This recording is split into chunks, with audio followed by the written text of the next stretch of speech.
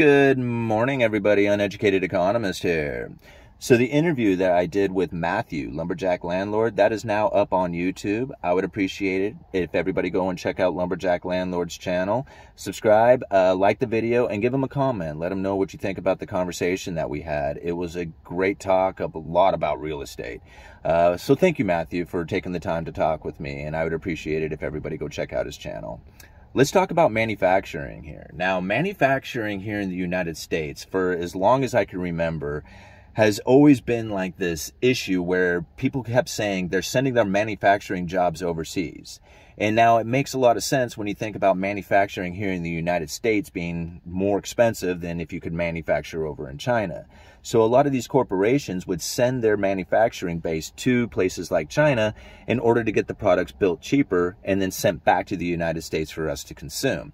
Now, that's always been kind of the dilemma that a lot of people have had because they keep saying that it's sending our jobs overseas. Well, when you bring that manufacturing base back to the United States, one of the things that you're going to incur is a lot more manufacturing costs going into the product, which in turn causes the product to be more expensive. Now, that's not a big deal so long as you have a broken supply chain that adds cost to the product by the distribution network.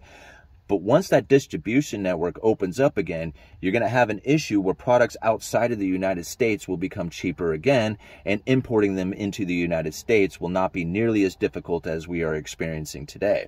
So these corporations who have found that they are not getting the products into the consumer or to the consumer in an efficient manner, it's costing them sales and it's costing them money and it's hurting their business. So the idea of bringing the manufacturing base back to the United States makes a lot of sense in order to get around the distribution that is now in a gridlock in a lot of places, especially when you think about China, and how that's going to be like a benefit to the consumer being able to bring those products to them. The only problem with this is that at some point the distribution network will open up again, and how are you going to compete with the imports that are going to be far cheaper than the manufacturers here in the United States? Now, we've reported on this already, since the mask manufacturers outside of the United States, like places like China, are far cheaper than manufacturing masks, and I'm talking about like surgical masks, here in the United States. But yet we have this broken supply chain and a need for these medical masks. So the mask manufacturers here in the United States started ramping up production in order to meet the demand for all the people who were wearing these damn surgical masks. The only problem with that is that once the distribution network opened up just a little bit and the mask mandate dissipated, well, now the only people who are really buying masks are the hospitals, because they're the only ones who really need these masks, and they're buying them the cheapest place they can, which is going to be the foreign imports. Now the domestic manufacturers of masks are hurting from this, and they're going to probably find themselves in a situation in which that they either need subsidies from the government, or they're going to find themselves going bankrupt. So now you think about like the manufacturing of masks here in the United States, which is like a necessity to have these masks so that we don't rely on, the issue of having China not being able to provide us with these surgical masks. But they can't do it here in the United States and be profitable. And that's going to be the same thing that happens if more manufacturers or more corporations start moving their manufacturing base from places like China to the United States. They're going to find themselves in the same situation that these surgical mask makers are in. And now I'm going to leave a link down in the description, and go and read the article. It really does say, it gives a telling sign of what's going to come, because they even admit it right there in the article that there's really no way that they can compete with the manufacturers outside of the United States, or the manufacturing base that you can get like in China.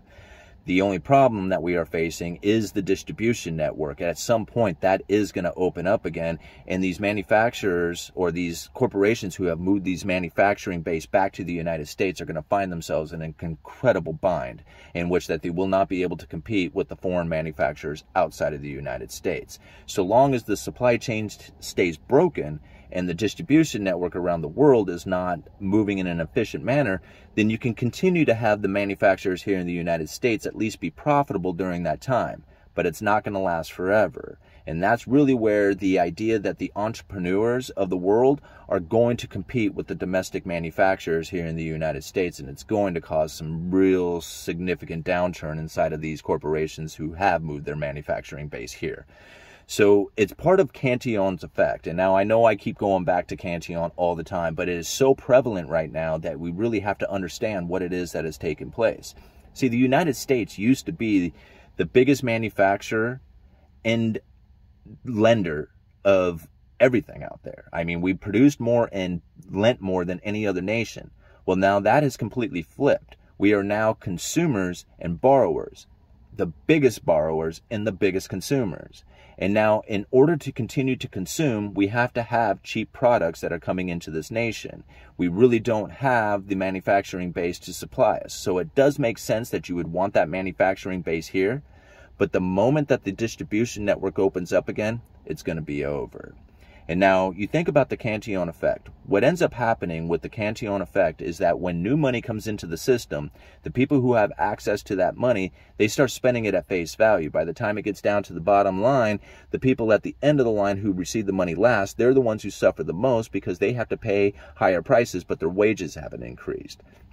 Now, what ends up happening from that point is that the people who are at the bottom, they have to leave. They have to go and find another way of life in order to have the way of life that they once experienced. But since everything costs more, they're done. Like they can't compete, right? Or they can't live the way they once did. So they move, they leave. Well, that leaves more and more foreign imports coming in because the people who have access to that money, they don't want to lose their way of life. So they just start importing more and more foreign goods. Well, that's what the United States had experienced for the longest time. Well, now trying to bring that manufacturing base back to the United States, it will be profitable so long as the supply chain stays broken. But once it opens up, the entrepreneurs are going to find cheaper products outside of the United States to bring in to compete with the domestic manufacturers, and the domestic manufacturers are going to find themselves going out of business. That's really where the problem is going to lie once the manufacturing base has returned back to the United States. That's going to be a very big problem. So I look at the mask manufacturers of surgical masks. We did a report on this not too long ago. During the pandemic, there was such a boom for masks. Like everybody needed these damn surgical masks.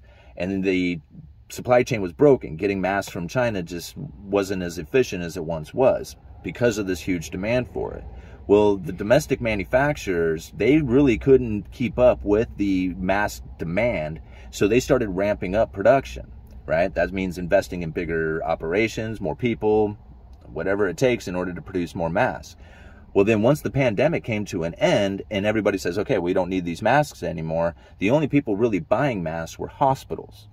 And the hospitals, they don't really need to buy them from the domestic manufacturers. They can get them from China, and that's the cheapest place to get them. And now the domestic manufacturers of these surgical masks are starting to suffer from that.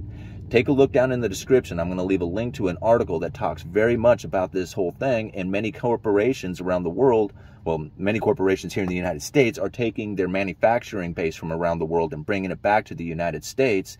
And if we ever get to a situation in which that the supply chains open up and become more efficient again, the entrepreneurs who are going to find those same products outside of the United States are going to bring them in to compete with the domestic manufacturing, and it's going to cause those domestic manufacturers to go out of business. Okay, I'm going to leave it at that. Let's have a discussion on this one. Uneducated Economist. Check out the links down in the description. You guys let me know.